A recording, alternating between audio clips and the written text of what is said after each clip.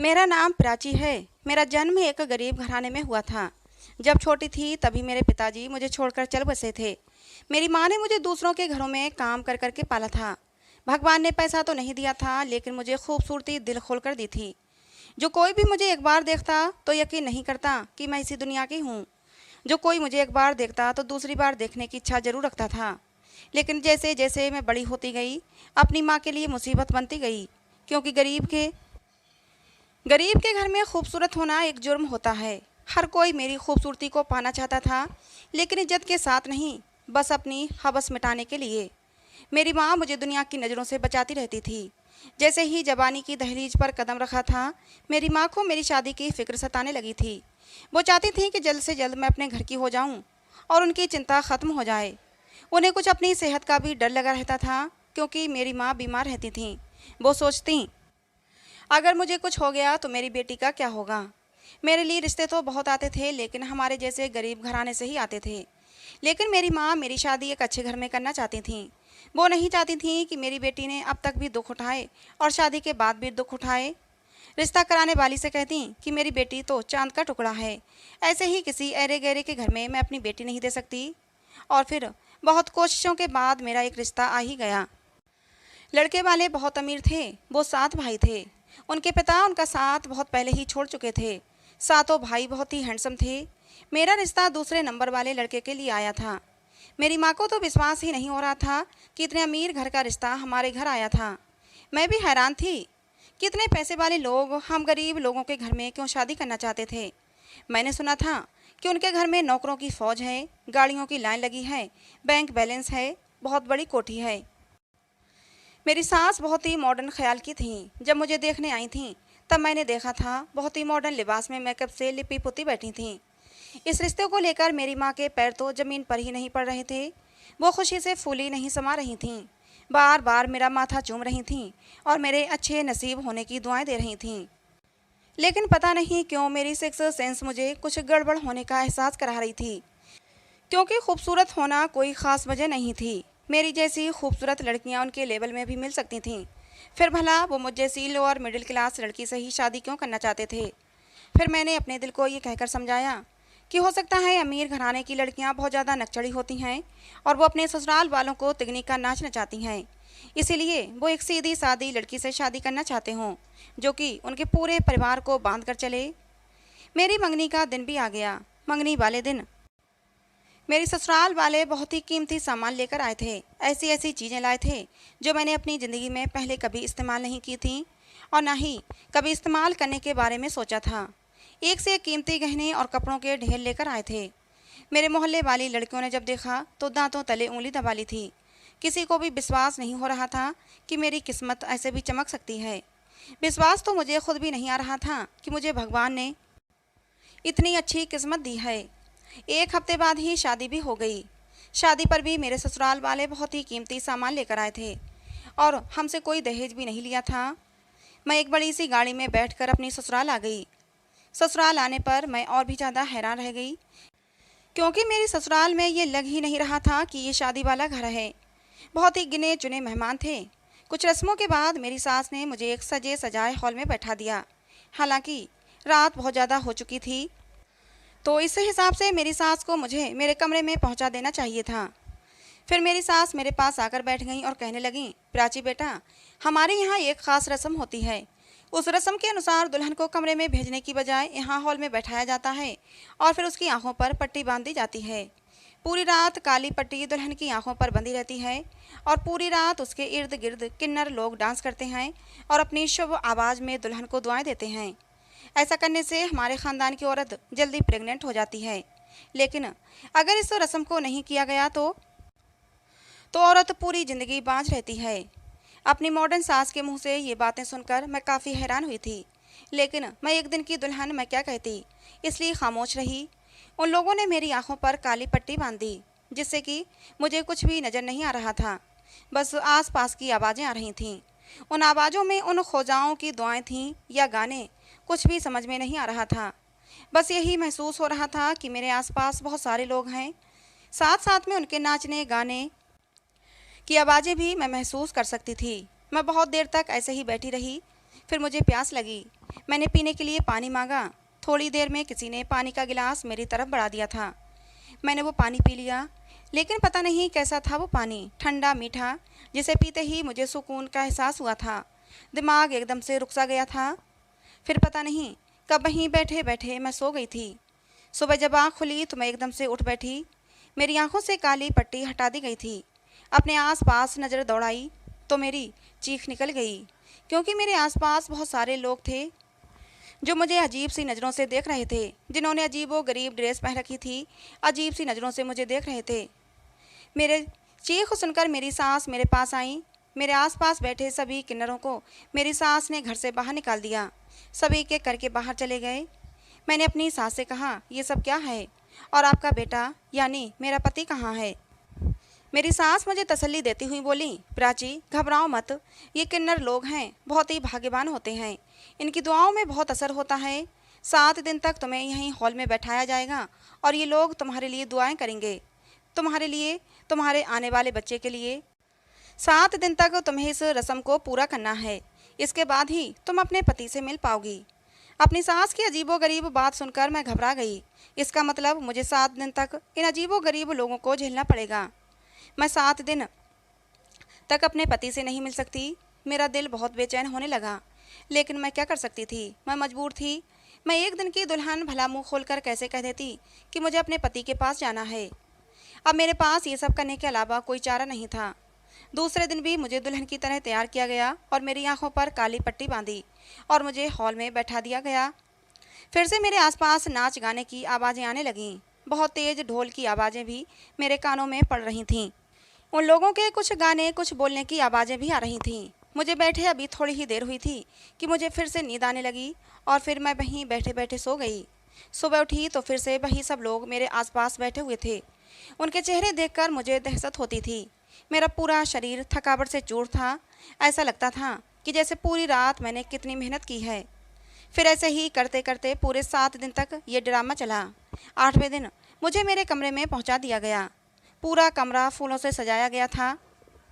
मैं अपने पति से अब तक नहीं मिली थी। मैंने अपनी सास से कहा, क्या सुमित से आज मैं मिल पाऊंगी? मेरी सास मेरी बात सुनकर हंस पड़ी, बोली, अरे बड़ी बेशरम लड़की हो, अपने पति से मिलने की बड़ी जल्दी है। अपने सास की बात सुनकर मैं शर्मा गई। मेरी सास मुझे बेड पर बिठाकर बाहर चली गई और मैं बैठकर अपने पति का इंतजार करने लगी। आज 7 दिन के बाद मैं सुमित का इंतजार कर रही थी। मेरा दिल जोरों से धड़क रहा था। तभी कमरे के बाहर मुझे किसी के आने की आहट सुनाई दी। मैं जल्दी से सिमट कर बैठ गई। कोई दरवाज़ा खोलकर अंदर आया। आने वाला मेरे पास आकर खड़ा हो गया। मैंने घूंघट की ओर से देखा। आने वाला इंसान बहुत पुराने से कपड़े पहने हुआ था। देखने से दूल्हा तो बिल्कुल भी नहीं लग रहा था। वो आने वाला इंसान जल्दी से मेरे कानों के पास आया और बोला, जितनी जल्दी हो सके यहाँ से भाग जाओ, ये लोग अच्छे नहीं हैं। इससे पहले कि मैं उसको कुछ कहती या अपना घूंघट हटाती, वो जल्दी से कमरे से बाहर निकल गया। मैं उसका चेहरा भी नहीं देख पाई थी। पता नहीं कौन था। उसकी बात मेरे दिमाग में हलचल मचा रही थी। ये लोग अच्छे लोग नहीं हैं। कौन था वो, और वो मेरे ससुराल वालों को बुरा क्यों बता रहा था? आखिर सब मेरे साथ ये क्या हो रहा था? अभी मैं ये सब सोच ही रही थी कि मेरी सास दोबारा से कमरे में आई और मुझसे कहने लगी, देखो प्राची, अभी अभी मेरे गुरुजी का फ़ोन आया था। वो कह रहे थे कि जो रस्म हुई है अभी आधी अधूरी है, इसमें अभी और भी कुछ करना है।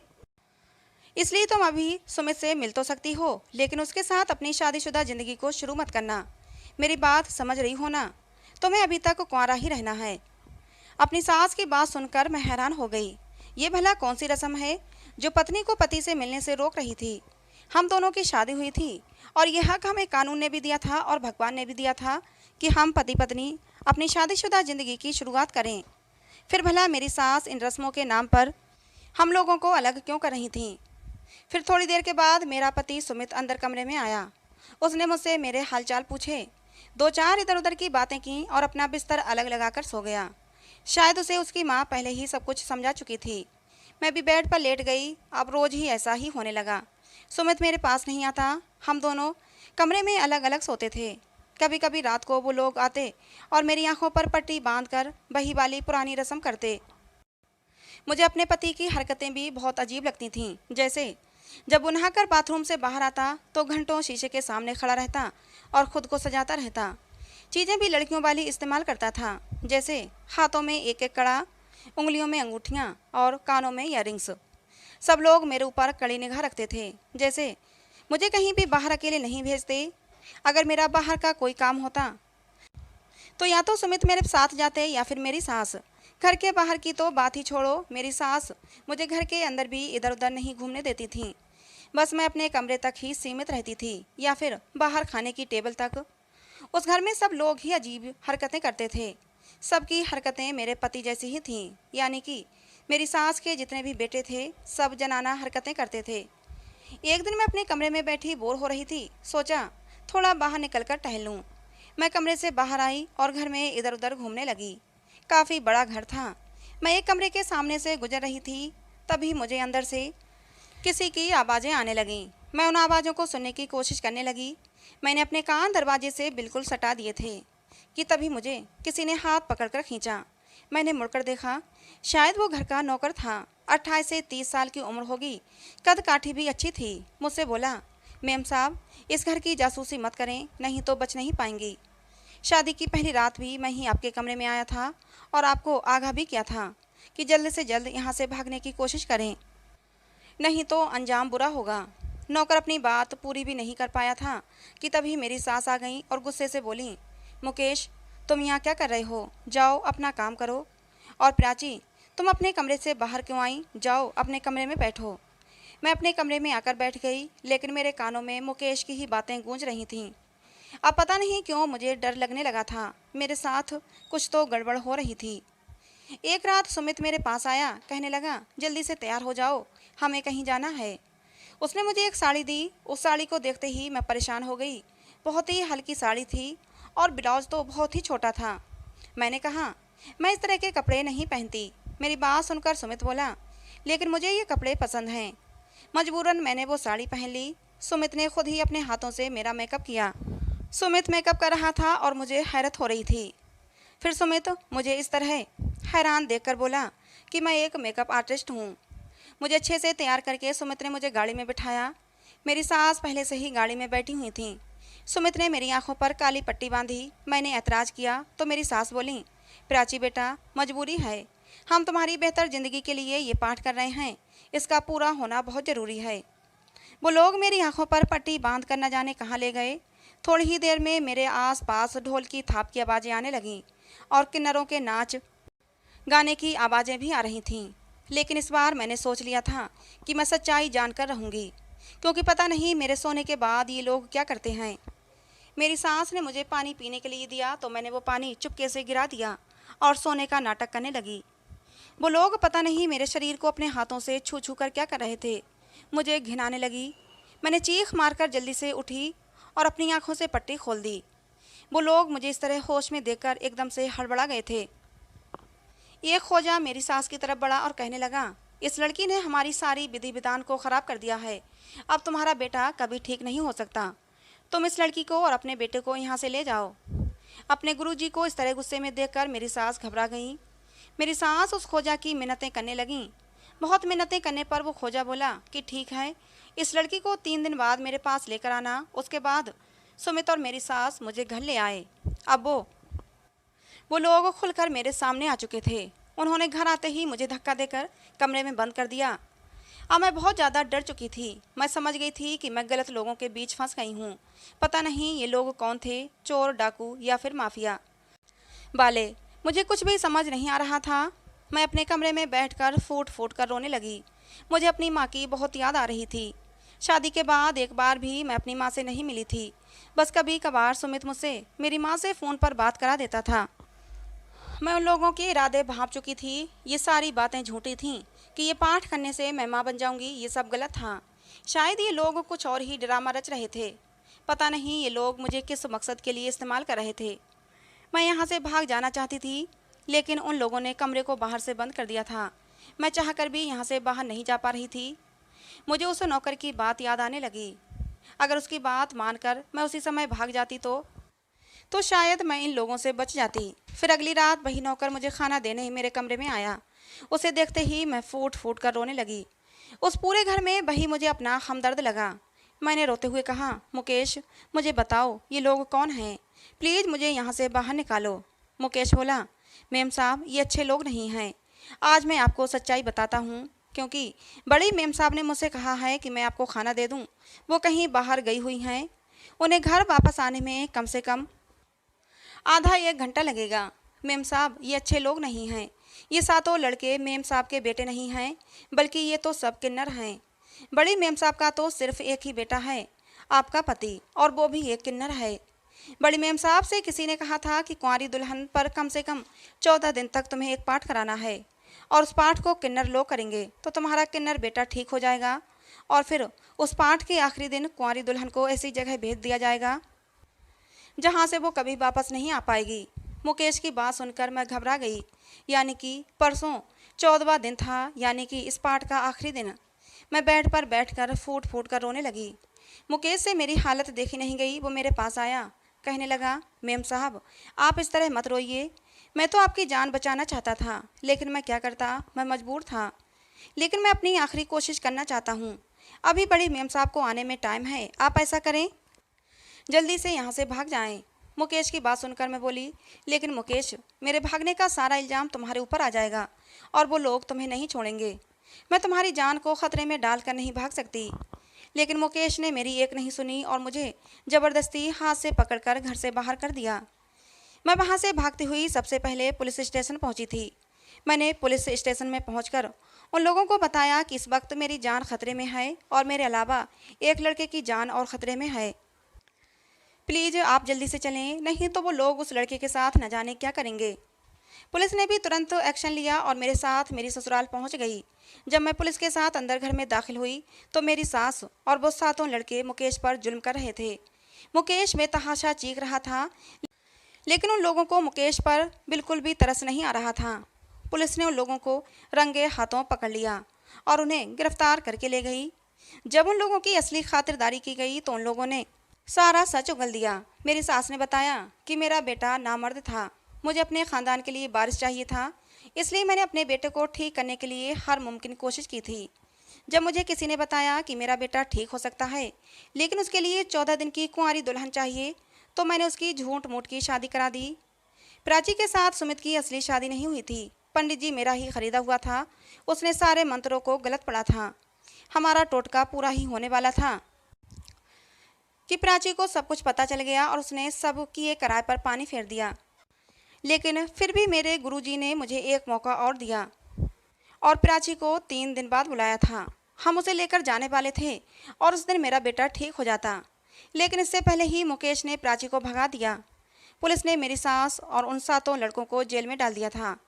मैं अपने घर आ गई थी, अपनी माँ के गले लगकर खूब रोई थी और उन्हें सारी कहानी बताई थी। मेरी माँ भी मेरी किस्मत पर रो रही थीं, लेकिन वो शुक्र भी मना रही थीं कि मैं सही सलामत उनके पास लौट आई। ज़िंदगी फिर से अपने पुराने रूटीन पर चलने लगी थी, लेकिन अब मेरी ज़िंदगी में खालीपन था। बस हमेशा चुपचाप बैठी रहती, ना काम करने का मन होता, ना हंसने बोलने का। एक दिन मेरी माँ ने बताया, प्राची तेरे लिए एक रिश्ता आया है, लेकिन इस बार रिश्ता किसी अमीर ख़ानदान से नहीं बल्कि एक गरीब घर से आया है, और इस बार मैं लालच में पड़कर किसी अमीर ख़ानदान में तेरी शादी नहीं करूँगी, क्योंकि मुझे पता है कि हम लोग जैसे हैं वैसे ही लोगों में हमें शादी करनी चाहिए, नहीं तो बेजोड़ की शादी अजाब बन जाती है। लेकिन मैंने अपनी माँ से कहा कि मैं शादी नहीं करना चाहती। मेरी माँ की आंखों में आंसू आ गए, कहने लगी, प्राची पता नहीं मैं आज हूँ और कल ना हूँ, मेरे बाद तू अकेली क्या करेगी। इस समाज में भेड़िए बसते हैं जो अकेली लड़की को जीने नहीं देते। तू मेरी बात मान जा, शादी कर ले, बहुत ही अच्छा लड़का है, तेरा बहुत ख्याल रखेगा। अपनी माँ की खातिर मैंने शादी के लिए हाँ कर दिया। माँ ने बताया कि कल ही लड़का अपनी माँ के साथ और एक पंडित को लेकर हमारे घर पहुँच जाएगा। बहुत ही सादगी से तुम दोनों की शादी हो जाएगी। मैं बस खामोश रही। अगले ही दिन वो लोग आ चुके थे, लेकिन जैसे ही लड़के पर मेरी निगाह पड़ी तो मेरी आंखें फटी की फटी रह गईं, क्योंकि वो कोई और नहीं बल्कि मुकेश था। मुझसे तो कुछ बोला ही नहीं जा रहा था। मुकेश मेरे पास उठकर आया, कहने लगा, प्राची मैं तुमसे शादी करना चाहता हूँ, क्या तुम मुझसे शादी के लिए राजी हो। मैं जानता हूँ शादी के नाम पर मिले इस धोखे ने तुम्हारे दिल में नफरत और गुस्सा भर दिया है, लेकिन प्राची यकीन करो मैं तुम्हारे दिल में मोहब्बत भर दूंगा। तुम्हें इतनी मोहब्बत दूंगा कि तुमने सोचा भी नहीं होगा। प्राची मैं तो तुमसे उसी दिन से मोहब्बत करने लगा था जब तुम दुल्हन बनकर उस घर में आई थी। मैं पहले से ही जानता था कि ये शादी झूठी है और आज भगवान की कृपा से तुम उन लोगों से सही सलामत बच गई हो। और मुझे भी भगवान ने मौका दिया है कि मैं तुम्हें अपनी ज़िंदगी में शामिल करूं। बताओ प्राची, क्या तुम मुझसे शादी करने के लिए तैयार हो? मेरी आंखों में खुशी के आंसू आ गए। मैंने हाँ में सिर हिला दिया। मुकेश खुशी से पागल हो गया। उसने जल्दी से अपनी जेब से एक केस निकाला, उसमें से एक सोने की अंगूठी निकालकर मेरी उंगली में पहना दी। आज मैं बहुत खुश थी। भले ही मुकेश गरीब था, लेकिन उसका दिल सच्चा था, उसका प्यार सच्चा था। तो दोस्तों, आज की हमारी ये कहानी आप लोगों को कैसी लगी? कमेंट बॉक्स में ज़रूर बताना। पसंद आई हो तो प्लीज़ लाइक करना। ऐसी और कहानियों के लिए हमारे चैनल को सब्सक्राइब करना। कहानी को अंत तक सुनने के लिए आप लोगों का बहुत बहुत धन्यवाद दोस्तों। मिलते हैं अगली किसी नई कहानी में।